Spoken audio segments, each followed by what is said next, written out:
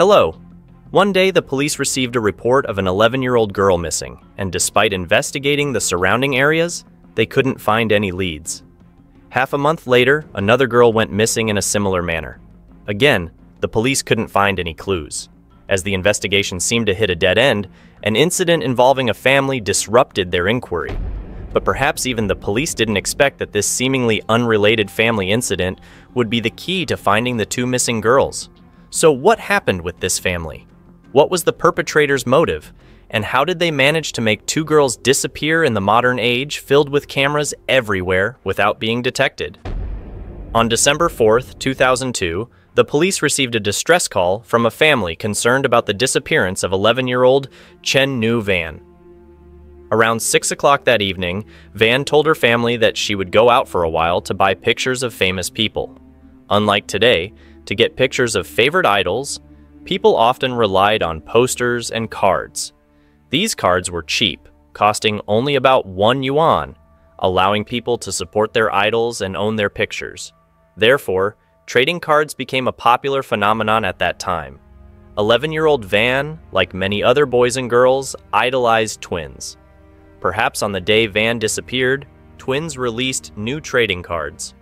After school, Van, full of enthusiasm, eagerly anticipated getting these special cards. That day, she returned home after school and finished her homework. Excited, Van told her family that she would go out to play and promised to return in half an hour around 6:30 in the evening. Van began her journey from her home on Saofu Street to the second floor of Yuan Long Plaza to Yes Station, a store specializing in products related to famous people. However, no one in Van's family thought that would be the last time they would see her. From Van's house to Yuan Long Plaza took about 9 minutes according to Google Maps. Assuming children take twice the time, Van, setting out at 6:30, would arrive at Yuan Long Plaza at 6:48. She promised to return home after half an hour, which means at 7 o'clock. From 6:48 to 7 o'clock, Van had 12 minutes to shop. Similarly, the journey back home took 18 minutes, so she would leave Yuan Long Plaza at 7 o'clock and arrive home before 7:18. However, as minutes passed and it was 10 o'clock, most of the shops in Yuan Long Plaza had closed. Van's family began to worry, considering this highly unusual. Therefore, they decided to go to the hotel opposite Yuan Long Plaza and call the police for assistance. According to the police investigation, regarding Van's personality, her relationship with her family, as well as positive assessments from teachers and classmates, it could be ruled out that she inadvertently befriended strangers online. Van's family also stated that she was friendly and actively participated in activities both in and out of school. When the police reported Van's disappearance to the school on Monday, they asked the teachers and classmates about her. Everyone's feedback affirmed Van's good nature, cheerfulness, and academic achievements. Therefore, the police initially ruled out the possibility of Van leaving home on her own or encountering danger outside of school. After a day of being missing, the police went to the area of Yuan Long Plaza and posted missing person flyers for Van. Simultaneously, they checked the surveillance camera records of Yuan Long Plaza and nearby areas for any relevant information. The police discovered that Van had disappeared at 7:30 p.m. after leaving store number 236 on the second floor of Yuan Long Plaza. Although there was footage of her inside the store, there were no traces of Van after she left Yuan Long Plaza. Van's family and the police made efforts to search for any leads by examining surveillance cameras in the area. However, no information or clues were found about Van's whereabouts or any unusual behavior after she left the pedestrian bridge near Yuan Long Plaza. As time passed without any new leads on Van, fear and anxiety in the community around Yuan Long Plaza increased. People were afraid to let their children go out alone. All parents had to arrange to accompany their children to and from school, no matter how busy they were. Just half a month after Van disappeared, another girl named Nongyem Fei's son went missing. According to the family's description, Sun usually went to school and returned home by herself after school. However, on the day she went missing, Sun didn't return home on time, and the family thought she stayed at school. However, when contacting the school, they were informed that Sun had left. The The family became worried and decided to wait for another 2 hours. By 9 p.m., when Sun still hadn't returned, they decided to call the police. Upon receiving the report, the police suspected that Sun's disappearance was related to Van's disappearance due to the same cause. They began to monitor Sun's routines to conduct the investigation. After gathering statements from Sun's family and classmates, the police found out that she often liked to play in Tyrannosa Rex Park. Without wasting time, they quickly contacted the park and requested to review footage from surveillance cameras. Unfortunately, no traces of Sun were found in those images. The police decided to expand the scope of surveillance camera checks to other locations. Eventually, their efforts paid off when they discovered Sun boarding a small bus with a man. This bus was Route 39, passing by the bus station near Sun's school. However, when investigating and questioning the bus driver about that day, the driver didn't know where she got off and didn't recall Sun specifically. While the police were concerned about the disappearance of the two girls, a family incident disrupted their investigation. A day after Sun disappeared, on December 20th, 2002, the police received a report from a woman. Her brother-in-law, named Dong Chiang, intended to commit suicide with his 3 children as his wife was leaving him. Initially, the police thought it was a typical family dispute.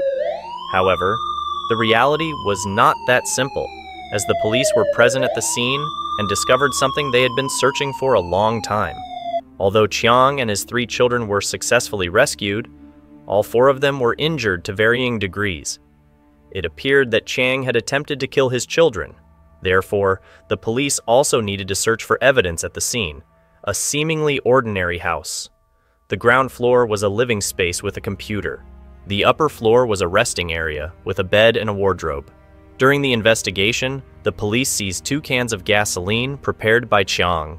Everything seemed normal at first until the firefighters opened one of the cabinets and found the body of a girl. The girl was wrapped in a cloth and tied with red nylon rope. When the paper was unfolded, the victim was identified as the girl reported missing the previous day, Nguyen Fei Sun. She was still wearing the same clothes as when she disappeared. With this discovery, the detectives were puzzled. Why was Sun here? Was this family dispute related to another missing child case?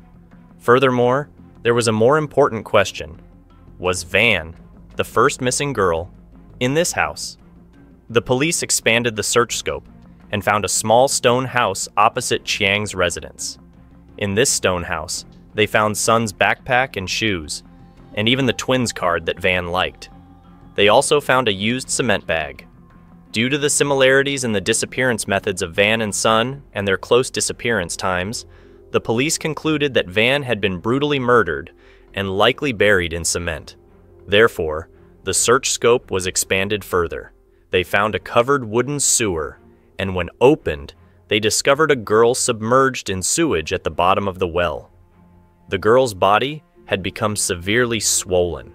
Through DNA tests and determining the time of death, the identity of the girl was confirmed to be Van, the first missing girl on December 4th. It turns out that on December 3rd, when Van arrived at Yuanlong Plaza, she saw Chiang holding many twins cards. The pictures on those cards were the ones Van liked, so she boldly asked Chiang to buy those cards back. Chiang looked at Van and recognized that she looked very much like his wife when she was young. So, he agreed and gave those twins cards to Van, saying that he had many more twins cards at home and she could come and see if she wanted. Perhaps when Van met Chiang, he was with his 3 children, so she didn't suspect him. After arriving at Chiang's house, Van was looking at the cards downstairs, while Chiang went to call his wife back home. However, his wife refused. In anger, Chiang vented his emotions on Van and committed the violent act that caused her death. So why was the second girl, Sun, here, and why did she willingly board that bus with Chiang? It turns out that the girl and Chiang had met a month before the incident. Coincidentally, Chiang often took his 3 children with him. Once at the park where Sun lived, Chiang saw her playing. He approached to talk to her, and eventually, Sun agreed to play with Chiang's children. Afterward, Sun and Chiang exchanged phone numbers and agreed to meet later. They often went to the park together, and occasionally Sun would come home with them to play with the children. On December 19, 2002, Sun visited Chang's house again. As usual, she was in the basement playing with Chang's children, using the computer he had there. However, at that time, Chiang began to worry that his wife might leave home.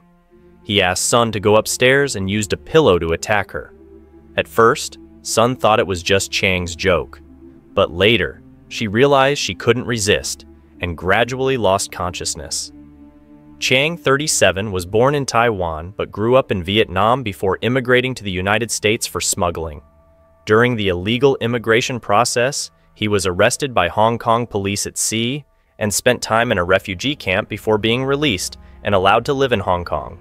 After arriving in Hong Kong, Chiang became a criminal and committed many crimes such as extortion, loitering outside women's restrooms, and resisting arrest. He had 2 marriages in Hong Kong, with his second wife being Liu Shan, who was only 14 at the time. When Shan met Chiang, he already had a wife in Shan, but Chiang still expressed affection for her. However, Chiang's first wife did not accept it, and she left with their son. Meanwhile, Chiang waited for Shan to turn 18 to register for marriage, and they had 3 children together. However, with the increasing number of children, family expenses also increased. Chang, who only had a part-time job, faced financial difficulties. To support the family, Shan had to work outside, even though she lacked high education or skills. Therefore, she had to work as a reporter far from home. Working in the field of public relations, Shan broadened her horizons and realized that the world was vast. She had a new boyfriend and was open about it with Chiang. Chiang confronted Shan, who had always listened to his advice, but now had changed completely. Shan sought help from the social welfare department, hoping they could help the family resolve this issue. However, when the department representative came down, Chiang refused intervention, believing it was just a family matter. In court, Chiang claimed he had learned Thai spells. When he discovered his wife was having an affair, that betrayal made him determined to seek revenge. But his revenge didn't stop at his wife. It extended to their children as well. Chiang planned a ritual called 5 Ghosts Revenge. According to the plan, he needed 5 people to perform this ritual to turn these 5 lives into haunting spirits for Shan. However, only 3 of Chiang's children had a blood relationship with him. Therefore, he specifically targeted the other 2 children. Although Van and Sun were not related to Chiang by blood, he had behaved immorally toward the 2 children. He hoped that afterward, these 2 would have a blood relationship with him. On February 25, 2004, the final trial of the shocking case in Hong Kong took place. In court, Chiang was charged with 2 counts of murder and 1 count of attempted murder.